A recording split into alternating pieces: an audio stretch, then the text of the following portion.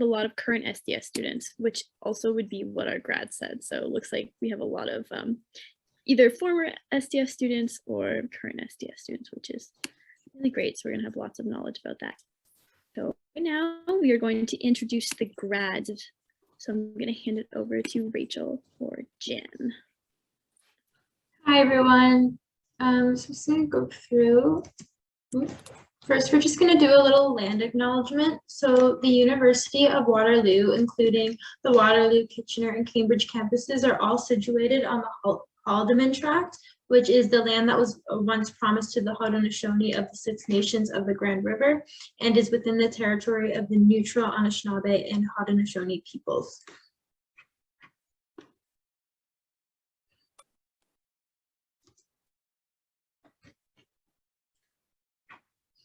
So I already kind of did this in the chat, but if you're just joining or came in a little bit late, feel free to let us know where you're coming in from, what term you're in, or if you're in, if you are in high school, let us know that.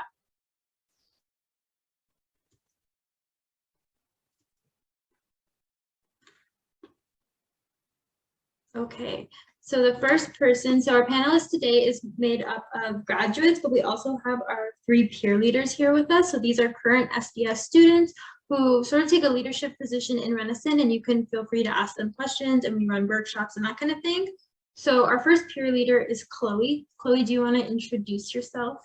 Yeah, sure. So hi everyone, I'm Chloe. I'm currently in my 4B term of SDS, and next year I'm going to Teachers College. So I think SDS has prepared me well for that, and I'm very excited to move on to that, but also I'll be sad to be leaving Renison behind because I really enjoyed my time here. I'm also a peer leader and I'm SDS peer leader, and I'm also a Renison Dawn, so that's lots of fun. Fun fact about me, I really like to rock climb. So yeah, that's a little bit about me. Okay, so then next is me. My name is Jen. I'm also a current student at SDS and a peer leader. I'm in my 3B term of SDS. If there's any high school students on, I will be a peer leader next year too, so you can get to know me next year as well.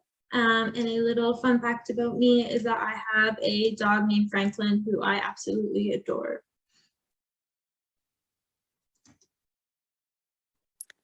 Yeah, so I can go next. My name's Rachel. I'm in my 4B term of SDS. I'm hoping to get into graduate school for my Master's of Social Work in the fall. Just waiting on application results. A fun fact about me is I have a pet hedgehog named Hades, and he has his own student card. Okay, and then next up, we're gonna have the grads introduce themselves. Grads, when you see yourself pop up on the screen, if you just want to let us know when you graduated, your name, of course, and also your favorite memory from being at Renison.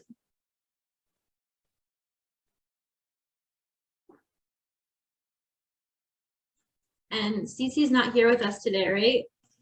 No, so Cece is, yeah, so for those that are in high school, if you have questions about coming to Renison, any questions about registration, all of that fun stuff, Ileana is who you can reach out to. So just, yeah, make note of that email address and she can help you with that. Okay.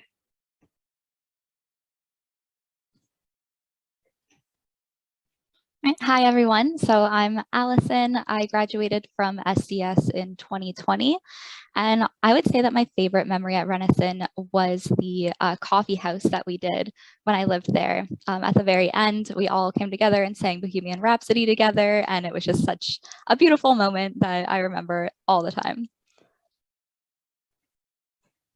Thank you.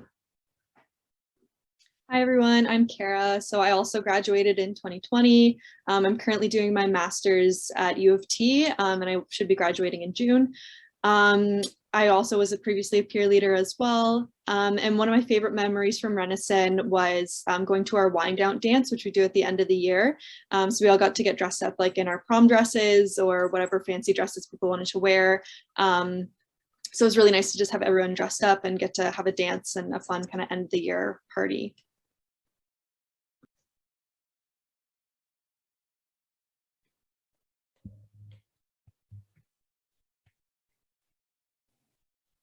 Hi guys. So my name's Abigail, or you can call me Abby. So I graduated in 2020 as well. And right now I'm in school at Durham doing a graduate certificate to become a communicative disorders assistant or a speech language pathology assistant. So yeah, I think my favorite memory, I think it was Rennie's birthday. I don't quite remember why, but there was this giant riding bull thing in the middle of the atrium. And it was the most random thing. And it was just so much fun. And Jen Burton got on there as well. And that was my favorite. It was a highlight. I'm glad I could bring some humor for that. I fell off so quick. I thought I did so well. Hey everyone, my name is Stephanie. I graduated in 2020 and I'm currently working at Apply Board. My favorite memory, I think, would be Pizzas and Props, where it was an event that we got to meet our professors and eat pizza.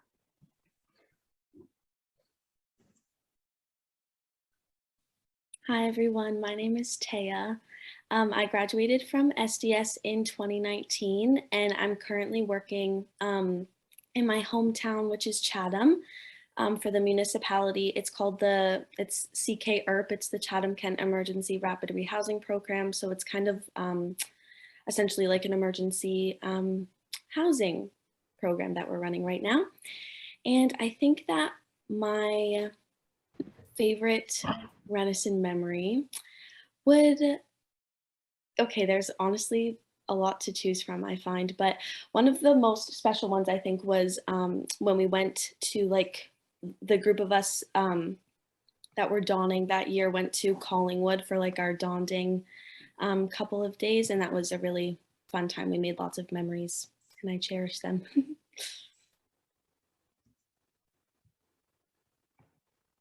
Awesome.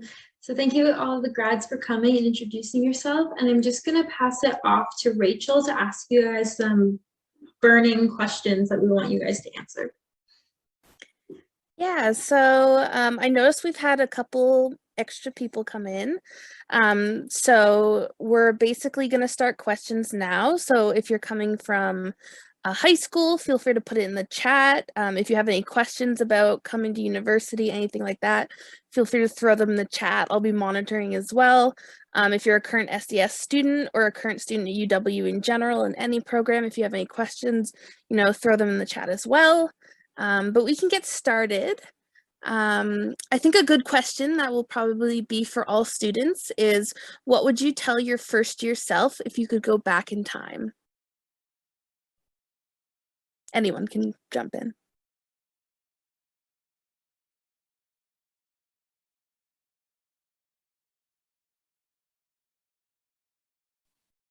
I can jump in. Okay, go ahead, Kara.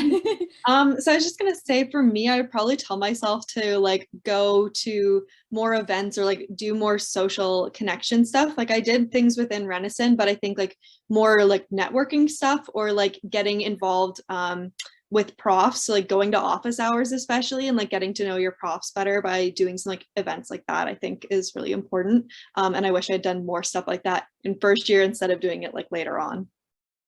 Well, in addition to.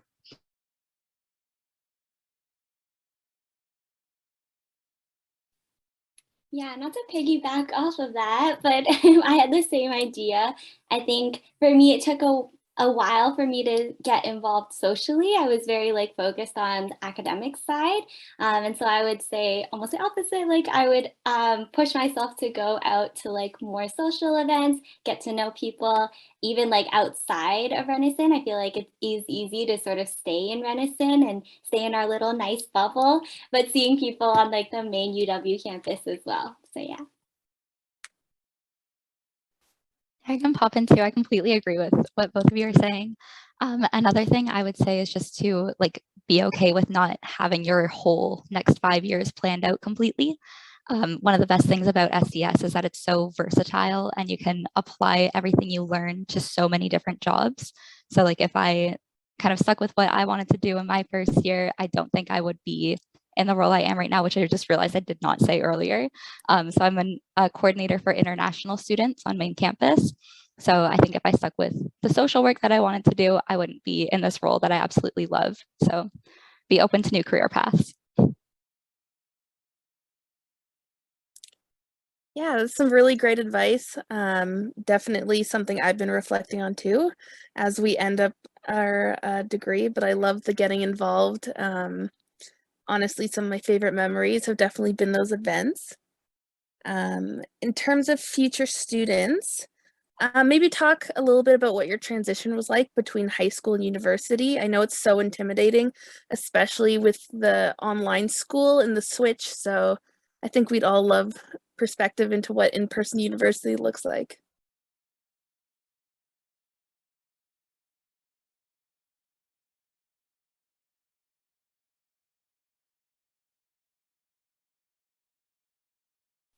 Sorry, just to confirm, are you guys fully online? Is there any prospect of you guys going in person? So it's about half and half right now. And I think the assumption is by fall, hopefully we'll have some in-person, like fully in person, especially for incoming students.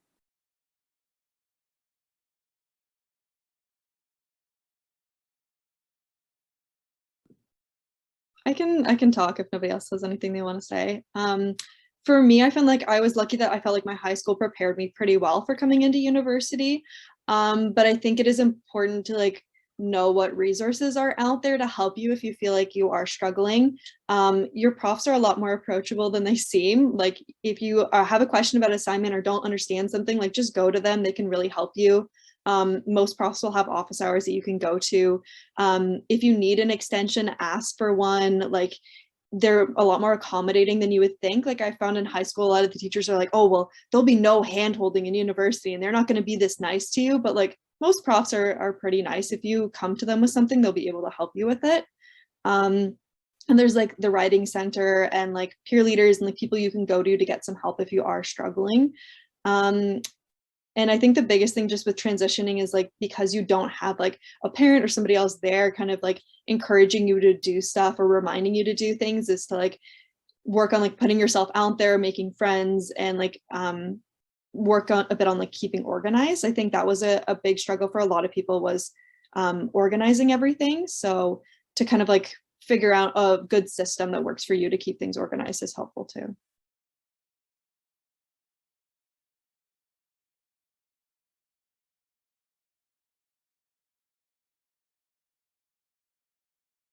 Yeah, I think those are some great kind of tips. And I think for sure organization is a big one. Being on your own for school can be intimidating. I guess for the students who are here already at UW, maybe a question for them could be about after graduating SDS. So did you go into the workforce?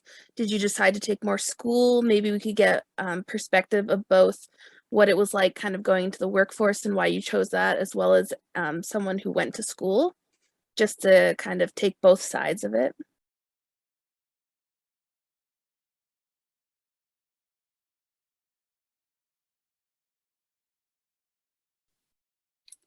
So I took a year off after my undergrad, and I decided to work. To be honest, I was just really done with school, and I needed a break, and it was a lot. So I took a year off and decided I wanted to gain more experience and sort of, I guess, try out different things before I committed to more schooling. And yeah, highly recommend. I think it was so good for my mental health. So we love that. But yeah, now I'm back in school and I think it's great and I'm very passionate about what I'm studying. So yeah.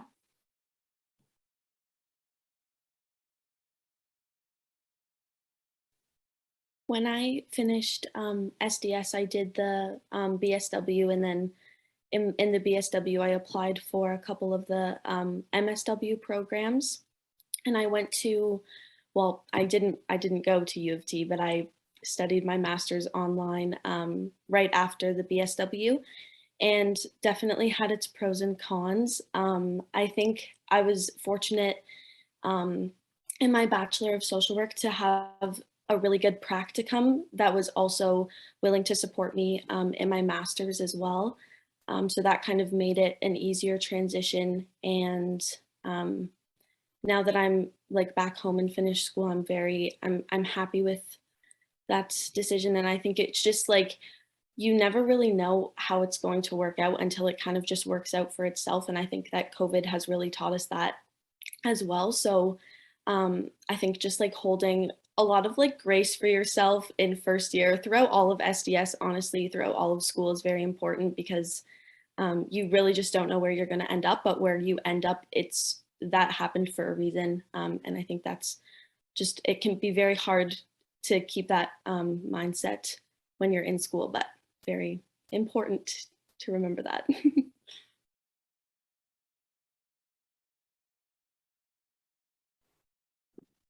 So after I graduated, I decided to go to a master's program. So I thought about taking a year off, but I decided I'd rather just kind of like power through it, because I felt if I took a break, I wouldn't want to go back. So I was like, I'm just going to keep going and just get through it. So I did a master's of counseling psychology at U of T. So I'm just finishing that up right now, and it's been all online. And I think for me, it was just, I knew what I wanted to do as a career path. So it made sense to just kind of like keep going with it. I really wanted to be a therapist, and there's kind of limited ways to get into that. So for me, it was the easiest way to get where I wanted to be. So yeah, if anyone has any specific questions about applying to grad school, I can answer those too later. But yeah, I think that was a very good experience for me personally. So yeah. Yeah, again, some great answers. I think the key here is do what's best for you. There's no wrong answer to kind of what you choose in life. I did see we have a question in the chat. Did any of you do any co-op placements? If so, how was your experience? I don't know if anyone here did do co-op. So my understanding is that it was available. So like when we started, co-op wasn't an option for us. We all started in 2016. And so we didn't have that option for us to do co-op for SDS or for psychs. That's a bit of a newer thing. But I think some people were able to kind of do placements with their Bachelor of Social Work. So maybe people could talk about that. I can also talk about my own co-op experience if anyone wants that. I kind of cheated the system a little bit. I started in history co-op, and then I kept my history major until SDS co-op was allowed, and then I switched to SDS co-op. So I started in 2017, and I found with my placements, you kind of start small and start with something that's not necessarily related to your field. I think if you're looking for an SDS placement, depending on what type of work you're looking for, if you're looking for something that's more mental health based or more community driven, depending on your experience, you might have to start somewhere a little less focused on the field. So I started as a speech comm teaching assistant, where I was basically uploading videos to learn and editing presentations that students did for the speech comm department. And from there, I learned how to use our learning software. And from there, I got hired at accessibility services. And then once I had that experience supporting students, I was then hired into more mental health fields. So I think, don't expect the world for your first placement, but also don't be discouraged. Sometimes you'll learn that little skill that will just get you your next position, and slowly you'll be able to build up on them.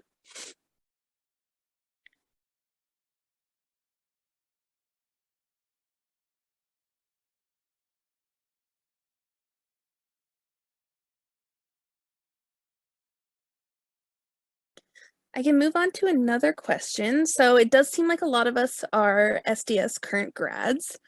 So I guess we can go on to, do you have any tips on when and how to apply for grad school? I think there's a lot of us here who are thinking about education, like further education. So yeah, any tips, even if you want to explain your experience. How to get over rejection sometimes is a big one.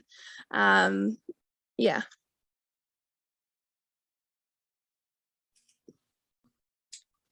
I can start. I think one thing to note is like to be organized well ahead of time.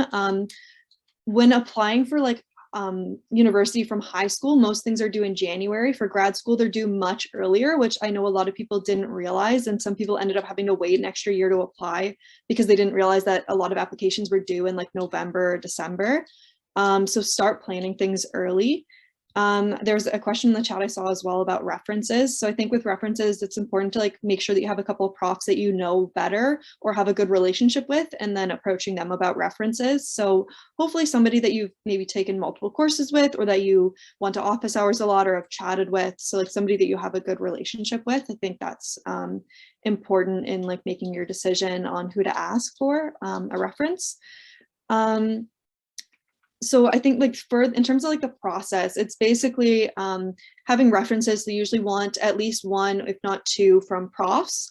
And then usually a professional reference, so somebody that you worked under. So having those lined up ahead of time is really important. So like beginning that process in like September or October, so you have enough time to get them to write the letters.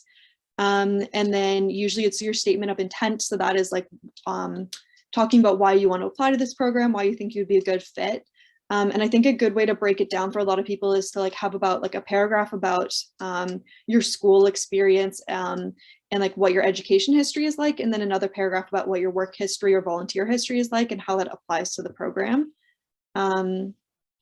And then it is honestly after that, like after you put in your application, it's really just like a waiting game to hear back. So I think honestly, if you can afford it, applying to multiple different places is helpful so that you have more options. And in terms of like dealing with rejection, I think like reminding yourself of like the probability of you getting in. So looking at the programs that you're looking at, how many people are they accepting and how many people are applying?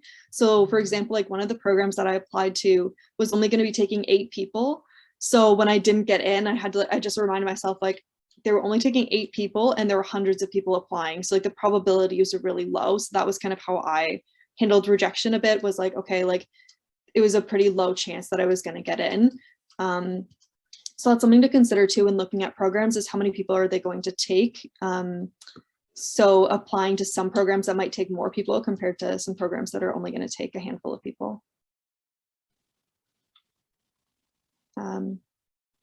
Yeah.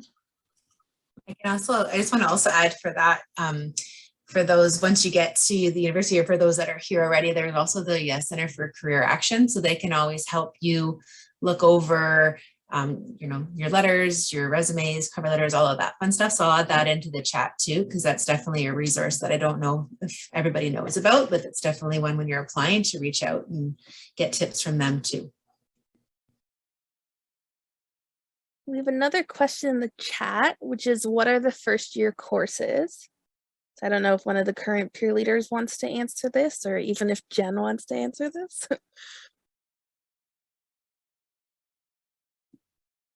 I can. I can see if I can remember them all. So I might need a little bit of help for this one, but in first year, your schedule is pretty much laid out for you, except for each term you get one elective that you get to select on your own. So it's kind of just whatever you like, as long as it fits into your breadth requirements. So you have to take Psych 101, social work, Introduction to Social Work, Sociology 101.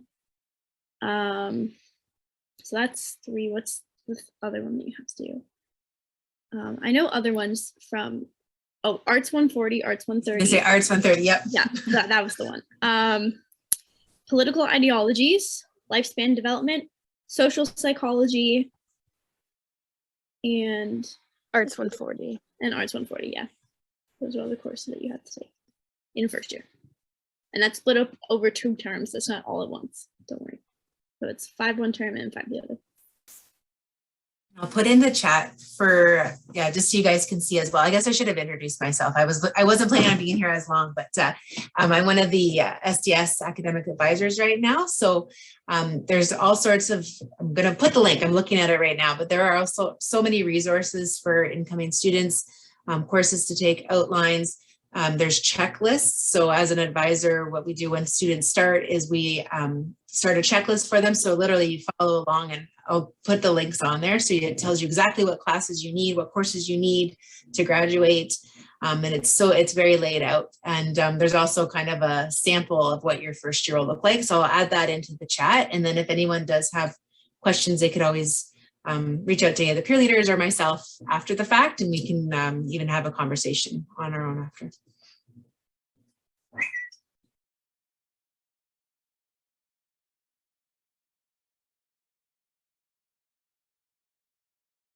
Another fun question that I think is always just interesting to hear about is, where do you want to be in 5 years from now?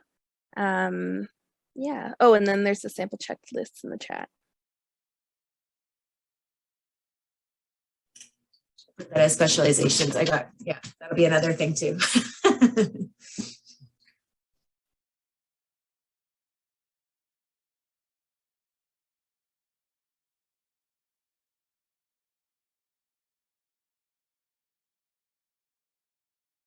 I can start this one.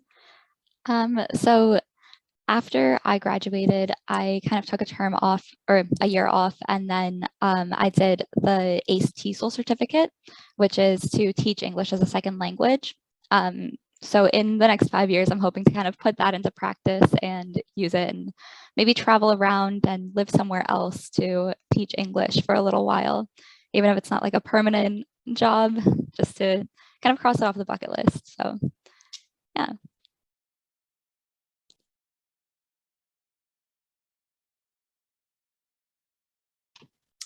For me, I'm currently in the process of applying to the CRPO, which is the College of Registered Psychotherapists of Ontario. So I'm hoping that, in 5 years' time, I'll be registered and be able to work on my own without supervision. So hopefully either working at like a community center where I'm doing therapy, or maybe running my own private practice, or being a part of a group private practice providing therapy.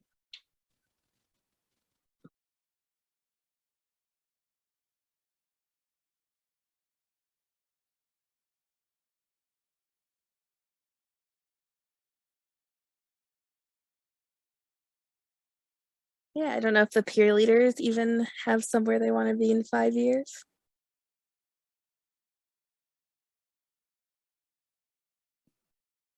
I'll hopefully have graduated teachers college by then and working at a school, hopefully elementary school, or maybe I'll get a master's of education, or I'll come back and do the BSW program or the master of social work program.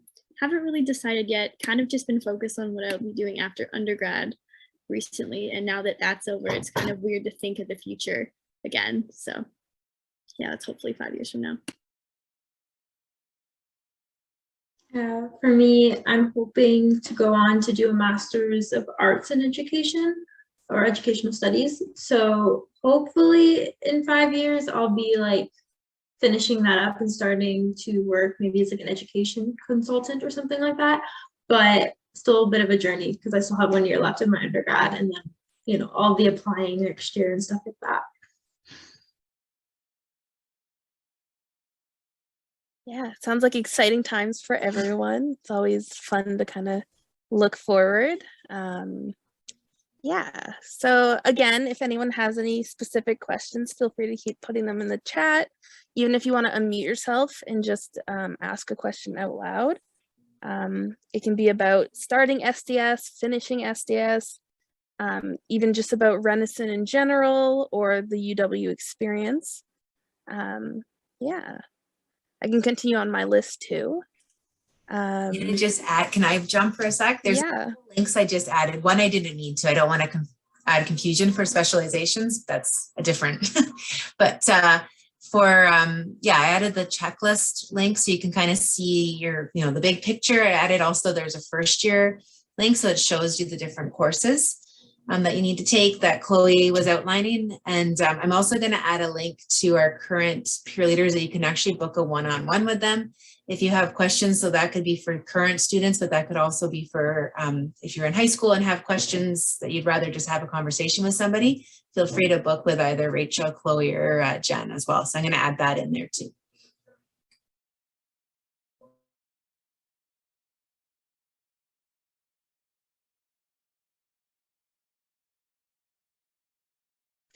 Another question I can ask too is, how did Renison set you up for success after you graduated, while you were in school? Kind of anything you really love about Renison?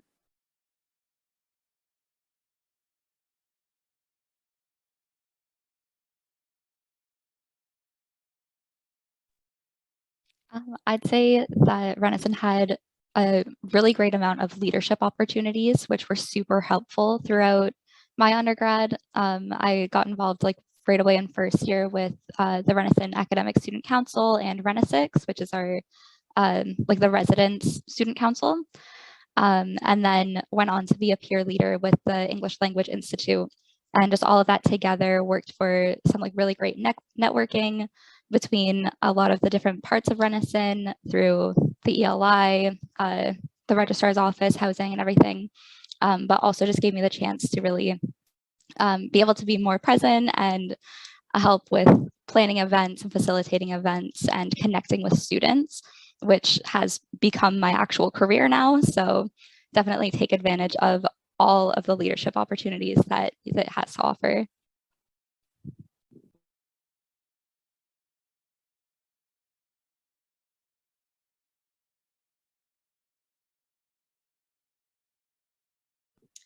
I think for me, one thing too is that the classes at Renison are so small. So specifically for the SDS classes, the class sizes are often like 30 people or so. So it really like you get to know people in your class really well, but you also get to know your profs a lot better than if you say had like 200 or 300 people in a class.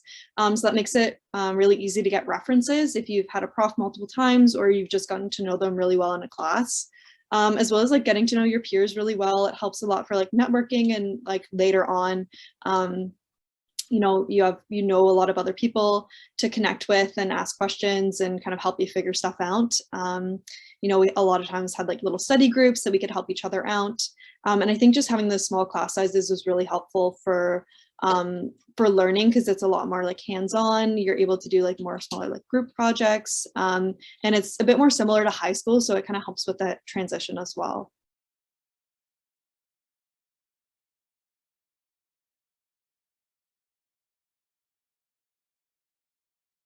Yeah, so in the chat we have, what are the big differences between high school and university?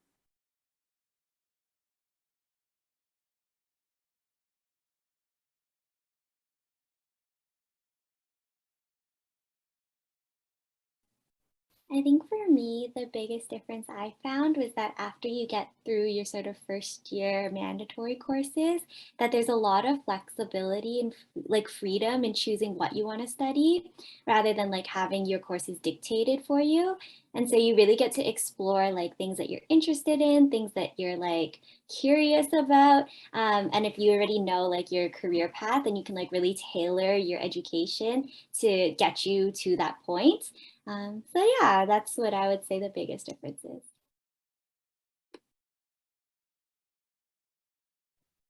Kind of like going off of that too, like it's a lot more like kind of self-directed learning. So, you know, you have your lectures every week where you know, have a lecture, you learn some class content, but then it is like a lot of teaching yourself certain things, like through readings or sometimes there's videos to watch and experiences and things to try. So, you know, you're not in school the entire day. You have like 3 hours a week for each class. But it's a lot more of like working on projects and doing stuff on your own time. So I think that can be difficult for some students, kind of making that switch to like, okay, I need to be spending more time on homework, even though I'm spending less time in class. But also it is kind of nice that your schedule can be a lot more free since you only have like usually about 15 hours of class a week.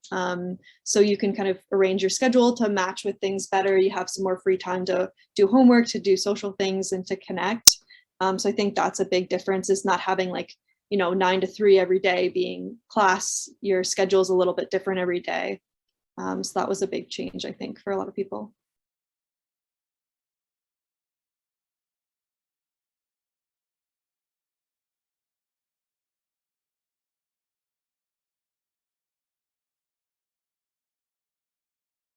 Also, I think how condensed things are, like, you know, in high school, your terms go into like, I think February, pretty much like September to February, and you have like 2 really long terms, whereas this is a bit shorter. So you're trying to get a lot more like material in a short amount of time.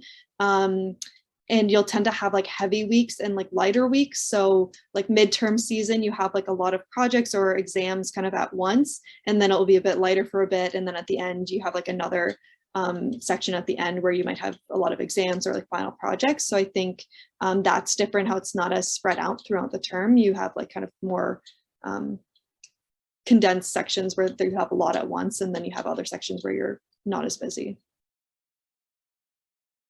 I think too, just thinking about that condensedness of university, a first year tip I would give to anyone is that don't kind of get behind in the first couple of weeks, because it goes by really fast, and if you get behind, it does get a little bit tricky to get caught up. So just sort of make sure you're following along and you're not letting yourself get too far behind. Also, going off what Kara and Jen said, it's kind of like, especially if you're living in residence in first year, that's something that is very different from university. Most of the time people are living at home in university or in high school, and then when they get to university, it's like they're right in the middle of it. And like Kara said, it's very like self-motivated, especially like inside and like the classroom and socially as well. So you really have to, like, if you want to do something, like it's either like you're making it happen or you have to like figure it out yourself. Like no one's going to be really there like putting it out in your face like that, but like obviously they're going to advertise things. You just have to go out and find those things and like get those things for yourself.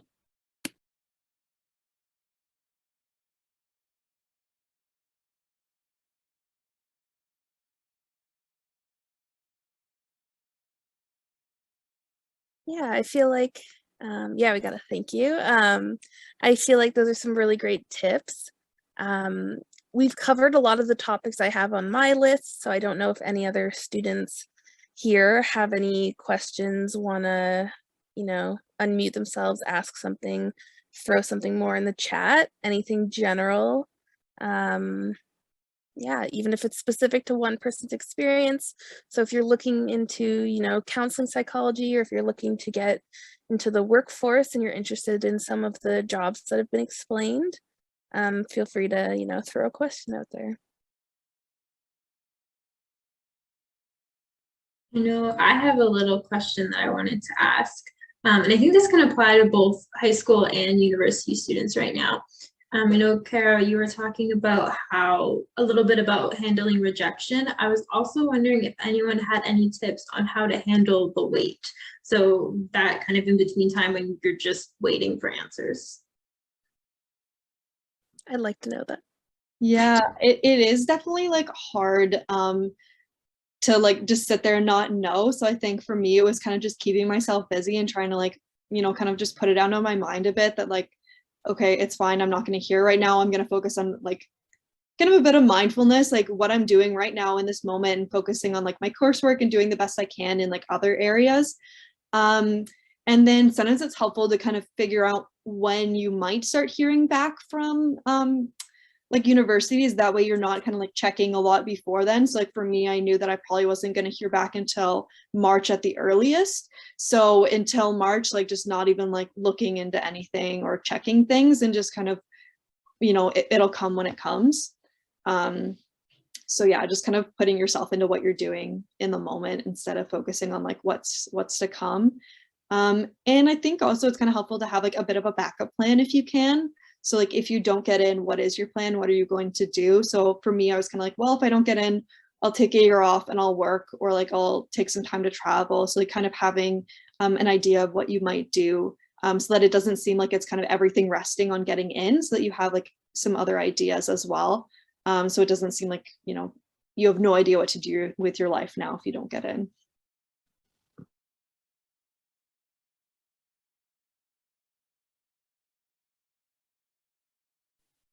I agree. I think it's just keeping yourself busy is the biggest thing, because if you're sitting there like twiddling your thumbs, you just can't help but think about it.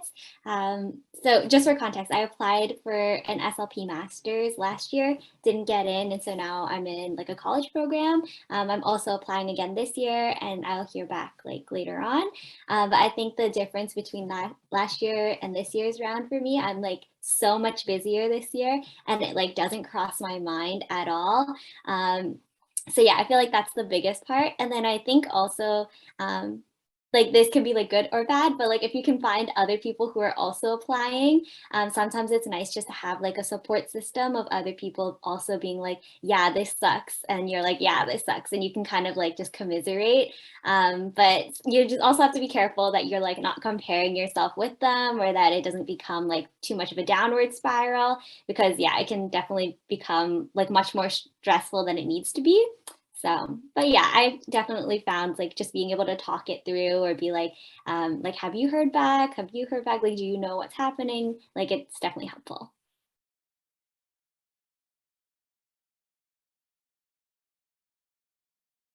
I think even also just knowing that like you can always apply again, like just because you don't get in the first time doesn't mean that you're never going to get in. I've heard a lot of people that have like applied a first year for something, didn't get in, applied another year, and then did get in. Sometimes it just depends on who else is applying that same year as you. And you know, if you can take a year and get some more experience and like kind of build up your resume a bit more, then when you apply again, you might be able to get in. So not seeing rejection as like a forever thing, like it's something that you know, you can try again with as well.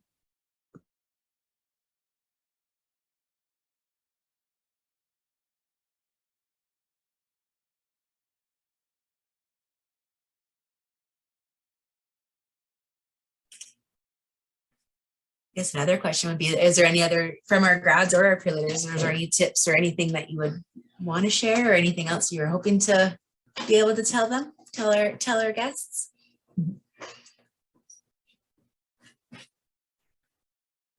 You know, we've covered a lot. Something that I always tell like younger students in SDS, like lower level students or high school students, is take advantage of SDS's experiential learning courses. We have courses where you can like do apprenticeships for research, or you can do apprenticeships out in the community, and like there's just different options, and they are so good for networking and getting to know your profs and getting some firsthand experience in the field. And they're just like a really great opportunity that I would encourage anyone to take advantage of.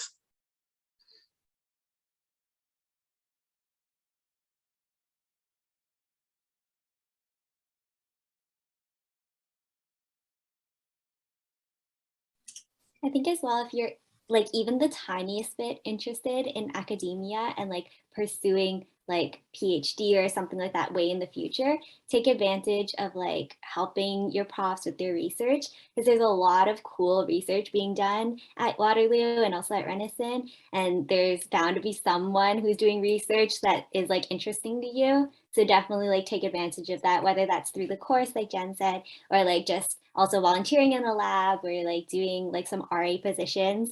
Like there's so much opportunity at Waterloo, so don't let that go to waste.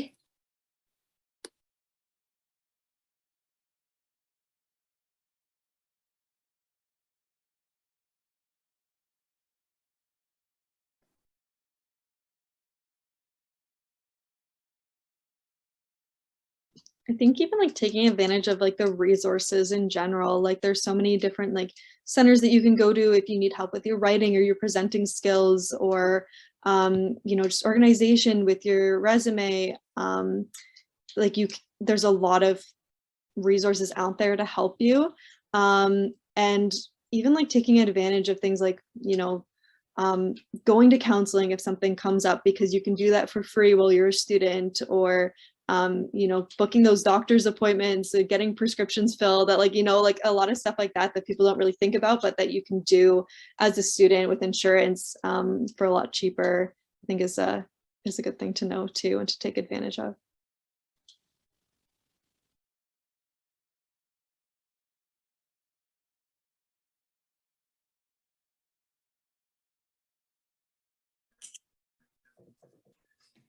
Well, I've been wonderful answering everything. Thank you.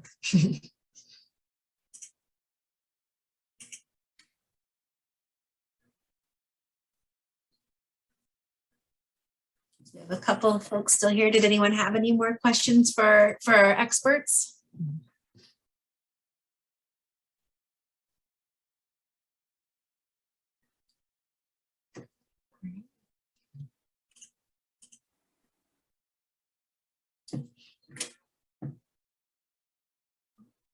We're good then. Yeah, if anybody does have questions, I don't know, I was just going to say, Jen, yeah, flip the slide. Yeah, for incoming students, Ileana is definitely the one to connect with. Want to do a screenshot or whatnot, or just, I think she's just literally Renison. It's in her email. I think she's also